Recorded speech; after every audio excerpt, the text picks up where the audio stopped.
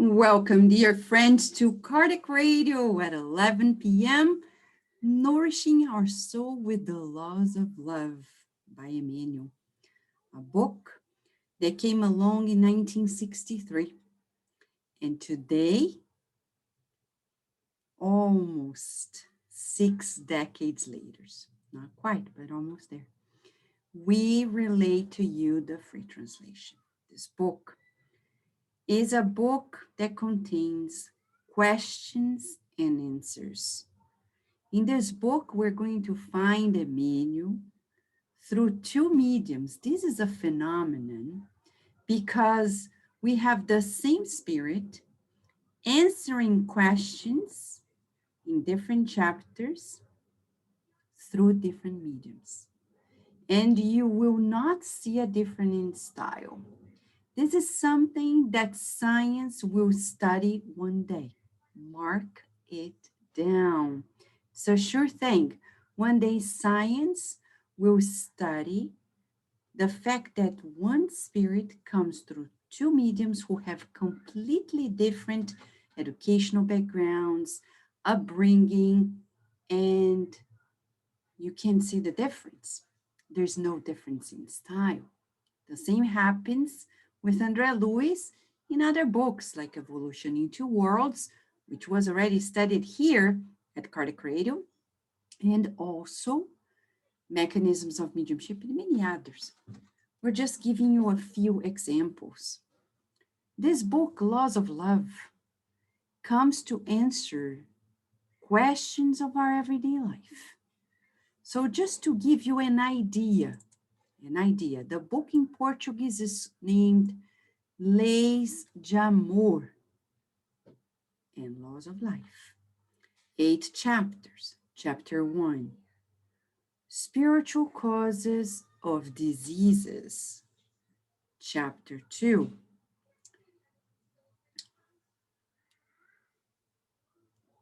Family Ties. Chapter 3, Social and Professional Choice. Chapter 4, Divorce, Suicide, Abortion. Chapter 5, Obsession. Chapter 6, Consequences of the Past. Chapter 7, Treatment of Illnesses and Spiritism. Chapter 8, Redemption. We're going to study together all these chapters little by little, question by question. There is no rush. We're not in a rush. We're not in a race. It is vital that we learn the laws of love. Why is it important? You know, when you and I are born or reborn yet again, we barely learn that there are divine laws, right? We barely learn it. We talk about the laws of society, which is great. But do we teach our children about the divine laws? The fact that we are here to abide to these laws, to comply with the laws, we don't. This is number one teaching. God above everything. The other day, somebody said, I was talking about God and somebody said, many people talk about this actually. Yeah, I think a little bit of sense of humor is going to help me. Beyond God, the person said, sense of humor is going to help me. And then I asked, but who invented sense of humor? Wasn't he God? So we're talking about God. Yes, we didn't create funniness. We didn't create entertainment per se. God created the opportunity of feeling the lightness of life, of enjoying life, like when you see a bird walking on the ground, on the soil. So funny, they're clumsy, right? Who invented this? Well, actually, God did. But we need to observe, and the beauty of this book is that our dear Emmanuel is going to bring it to us under the title, The Laws of Love. Third part of the Spirit's book by Kardec, which you can find studied by Carol Correa at Cardiac Radio. under the title God at Home, and now the Spirit's book, The Loss. She can help us by writing down here in the comments so people can find the study of the loss of God based on the Spirit's book at Cardiac Radio. But today, we're going to share with you the very preface of the book, just a preface. Usually, we get a book and we read everything but the preface. But in the preface, the foreword, we're going to understand why the book came to life, what it is for, the objective of the book. Emmanuel is precise. He comes in precisely, it was January 17th, 1963, in the city of Uberaba, state of Minas Gerais in Brazil, the city where Chico Xavier discarnated. He begins by telling us about civilization. He titles the foreword, Laws of Love, and he says, the more civilization looms on earth, the more widely the study on the extent of overall progress. Scientists and researchers tirelessly analyze the achievements to alluding to the mastery of the forces of nature, but they also analyze the powers of the soul, slashing all the phenomena of the mind and body binomial, consecrating the era of rational thinking. This was 1963. Now we have science little by little opening up to understand spirituality, body and mind. And he comes to this end, schools, technical courses, cultural establishments, teaching facilities, question and bring answers regarding the renewal of the world. Naturally, let us take the issue of pain to the classrooms of, for example, as a discipline to be examined urgently. There are thinkers who pretend to ignore pain, while others make pain a passion, caressed with pleasure, falling into the imbalance of those who ignore the function of water on the ground, forming the desert by deliberately moving it out of the way and generating panic all around. But there are those, he says, who appeal to secular religions that decimate the existence of pain. But almost all systems of faith appreciate the techniques like mystical ecstasies to talk about pain, deal with it. Such attitudes relegate all the clarifications around it to regrettable procrastination. That is the reason why we offer these humble pages as an educational booklet to the companions who proposed the 8 themes in this book regarding suffering in the view of the Spiritist doctrine. Bringing patience and consolation, hope and inner improvement under the rationale of reincarnation. We articulate our modest effort based on questionnaires, explanations, so simple and as brief as possible to help the students of Spiritism, as Kardec brought it, reviving the gospel of the Christ. And he reminds us,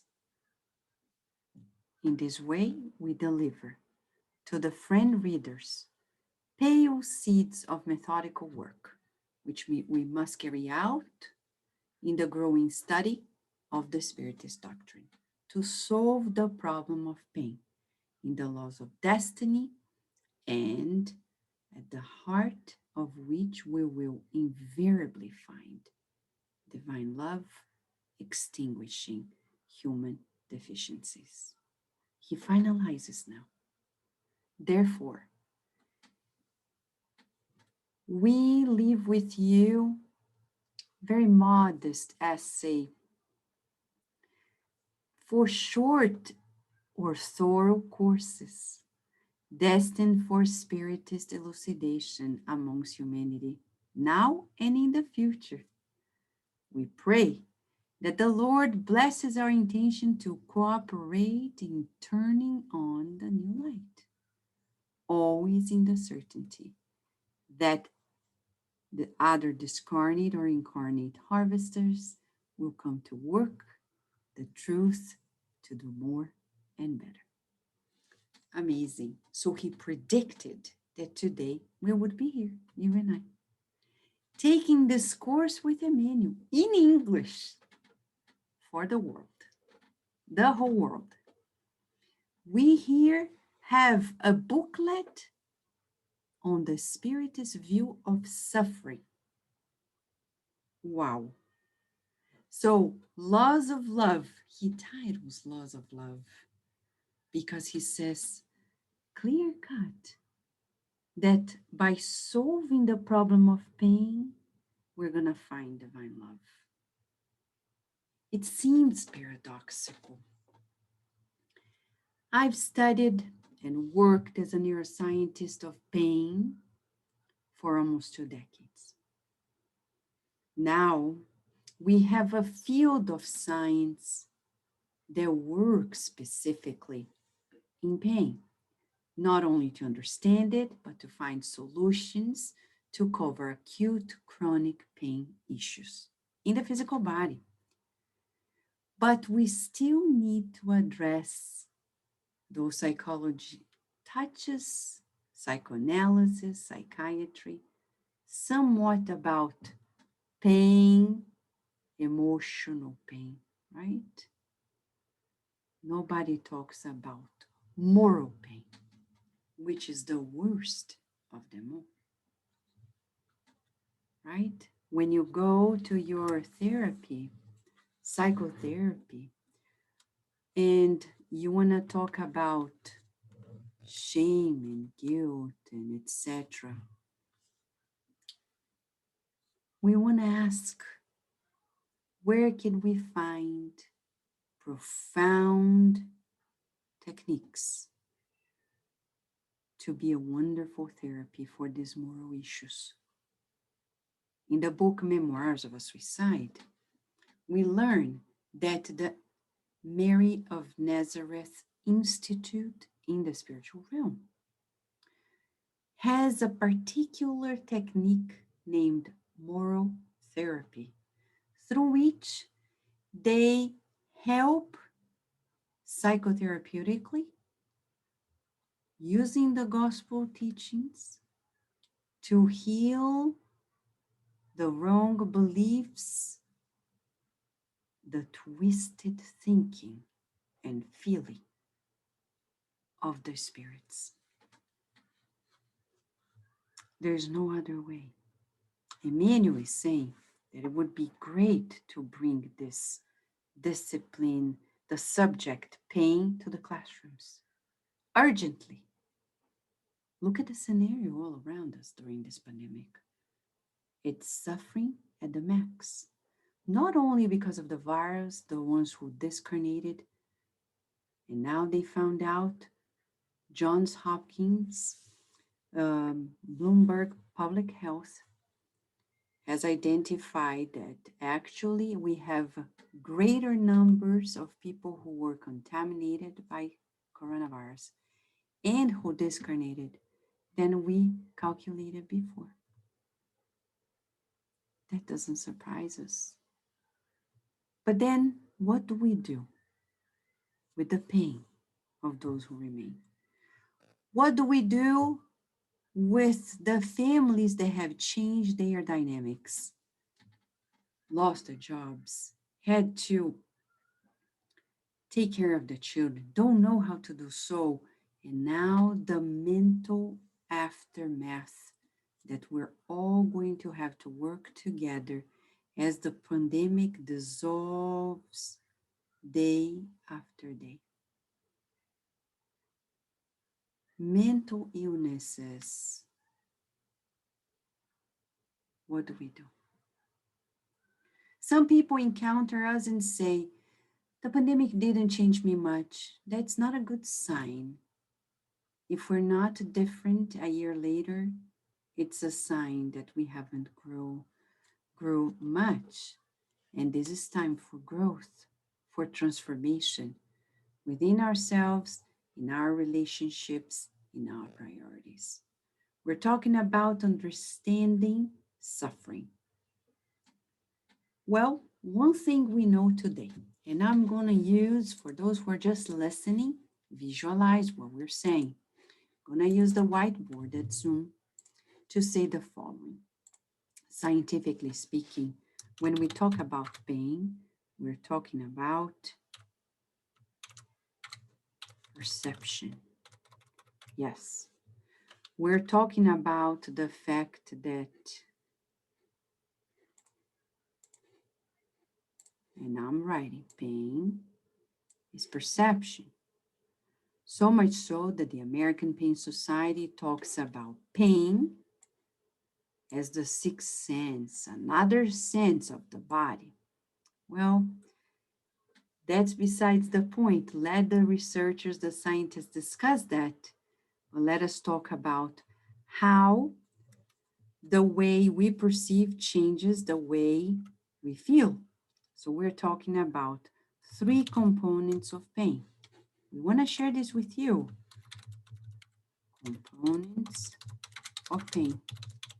Something that I studied much. I will share with you. Science talks about the three components of pain. We're talking about the sensorial component, which is the one in which we feel physically that stimulus that comes, which is painful, noxious, we say, and it's going to activate the nerves and process in our sensors capture it, right? But then we have the cognitive, our cognitive abilities perceiving, right? We're talking about putting some names to this. So it's painful. I perceive it. All my abilities capture it. There is one pain that we call in science affective component or emotional in lay terms. That is going to give colors to this pain. Is it pleasurable, non-pleasurable, etc., etc., colors. And that's what's going to characterize suffering. Suffering is optional. We can suffer with the pain or not.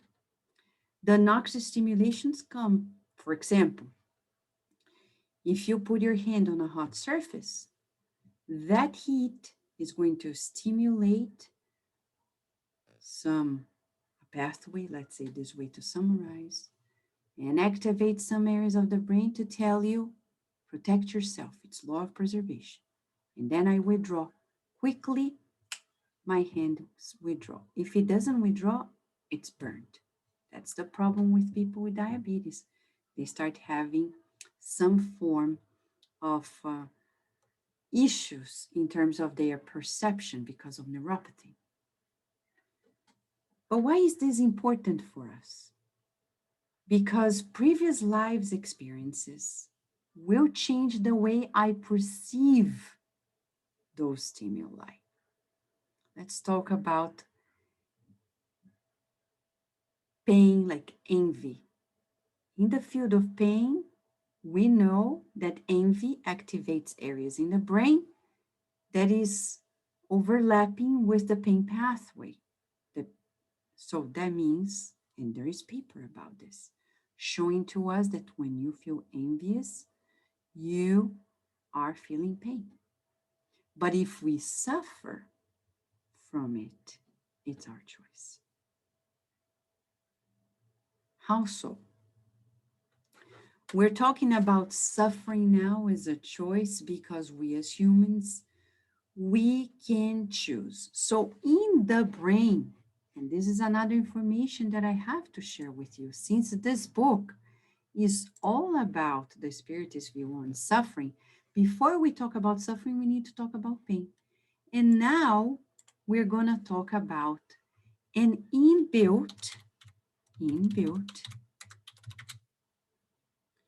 analgesic system that we have inside of us in our brain. God is so good that created inside of us the innate ability to turn it all around. Why is this important? Because I have the ability to work with it. So now complementary medicine is working with chronic pain patients to help them minimize the suffering by dealing with the way they perceive pain.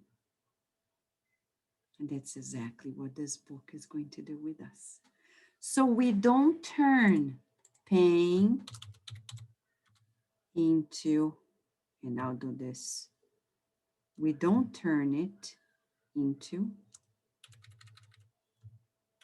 suffering, which is optional. You want to know more, right? Throughout this book, we will know more. For now, we're going to get to know that it's important in this book to follow Emmanuel as he's going to bring us to a new understanding about the laws of life, the laws of love, and why painful stimulation happens in our lives. What do we do with it? And we'll repeat to you. If you go through the chapters, we'll see it's about the spiritist therapeutics, it's about relationships, it's about life. We're going to finalize by meditating on the only pathway through which we can deal with pain without turning it into suffering. Love. In the next 24 hours, remember, we need to feel the scriptures in order to get it.